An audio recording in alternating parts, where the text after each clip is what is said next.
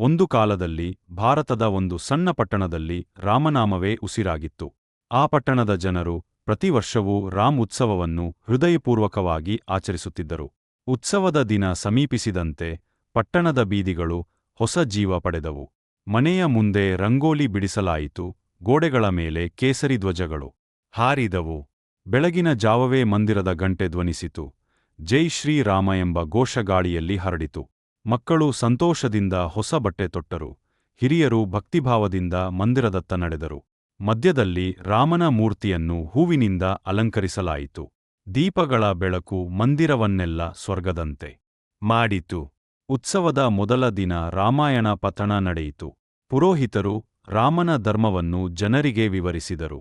ಧರ್ಮವೇ ಶಕ್ತಿ, ಸತ್ಯವೇ ವಿಜಯ ಎಂಬ ಮಾತುಗಳು ಜನರ ಮನದಲ್ಲಿ ನೆಲೆಸಿದವು. ಸಂಜೆ ಆಗುತ್ತಿದ್ದಂತೆ ನೋಳ ನಗಾರೆಗಳ ನಾದ ಪಟ್ಟಣವನ್ನೆಲ್ಲ ತುಂಬಿತು. ಯುವಕರು ರಾಮಸೇನೆಯಂತೆ ವೇಷಧರಿಸಿ ಮೆರವಣಿಗೆಯಲ್ಲಿ ನಡೆದರು.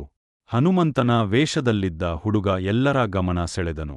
ಅವನ ಕಣ್ಣಲ್ಲಿ ಭಕ್ತಿ ಮತ್ತು ಶೌರ್ಯ ಒಟ್ಟಾಗಿ ಮಿಂಚುತ್ತಿತ್ತು.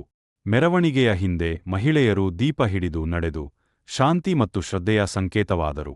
ಮೆರವಣಿಗೆಯ ಪ್ರತಿಯೊಂದು ಹೆಜ್ಜೆ ಧರ್ಮದ ದಾರಿಯನ್ನು ನೆನಪಿಸಿತು. ಮೆರವಣಿಗೆ ಮುಗಿದ ನಂತರ ಗ್ರಾಮ ಸಭೆ ನಡೆಯಿತು. ಅಲ್ಲಿ ಹಿರಿಯರು ಹೇಳಿದರು, ರಾಮೋತ್ಸವ ಕೇವಲ ಹಬ್ಬವಲ್ಲ, ಇದು ಜೀವನ ಪಾಠ. ರಾಮನಂತೆ ಸತ್ಯವಂತರಾಗಿರಿ, ಸೀತೆಯಂತೆ ಸಹನಶೀಲರಾಗಿರಿ, ಲಕ್ಷ್ಮಣನಂತೆ ನಿಷ್ಠಾವಂತರಾಗಿರಿ, ಹನುಮಂತನಂತೆ ಸೇವೆ ಮಾಡಿರಿ. ಈ ಮಾತುಗಳು ಯುವಜನರ ಹೃದಯವನ್ನು ಆಳವಾಗಿ ತಟ್ಟಿದವು. ಮುಂದಿನ ದಿನ ಸಾಂಸ್ಕೃತಿಕ ಕಾರ್ಯಕ್ರಮಗಳು ನಡೆದವು. ರಾಮಾಯಣದ ನಾಟಕ ಜನರನ್ನು ಭಾವನೆಯಲ್ಲಿ ಮುಳುಗಿಸಿತು.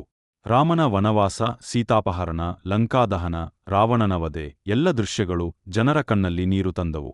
ಅಂತಿಮ ದೃಶ್ಯದಲ್ಲಿ ರಾಮನ ವಿಜಯವನ್ನು ನೋಡಿ ಜನರು ಕೈತಟ್ಟಿ ಧರ್ಮಕ್ಕೆ ಜಯ ಎಂದು ಕೂಗಿದರು. ಉತ್ಸವದ ಕೊನೆಯ